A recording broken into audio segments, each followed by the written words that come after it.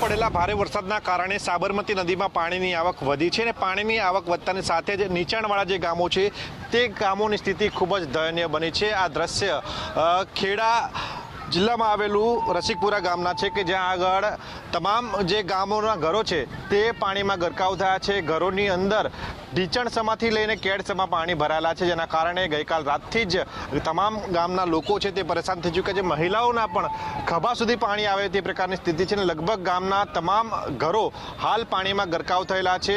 સ્થિતિ સર્જાવામાં તો એવું છે કે અમારું ગામ રસિકપુરાની ચારે બાજુ નદી સાબરમતી નદી છે, એટલે એક ટાપુ તરીકે કહીએ તો બરાબર છે। આવી પરિસ્થિતિ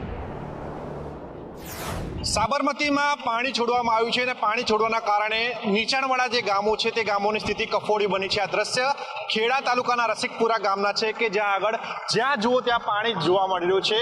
કમરસમાં પાણી હાલ જોવા મળી રહ્યું છે। તમામ ગામોના લગભગ 700 જેટલા મકાનોમાં પાણી ઘૂસ્યા છે, જેના કારણે ગ્રામજનોને ભારે હાલાકીનો સામનો કરવો પડી રહ્યો છે।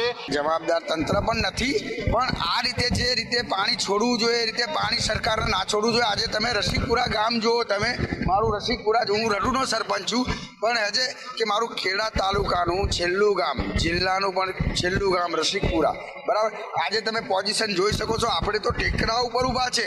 આજે તમે મકાનો જોઈ શકો છો, મકાનના નેવાએ પાણી અડ્યું છે। સરકારના આની ઉપર ધ્યાન દોરવી જોઈએ। આજે આ પ્રજાની પરિસ્થિતિ તમે જોઈ લો કે ખાશે શું, આ કે કેટલી ખરાબ। આ તો આપણે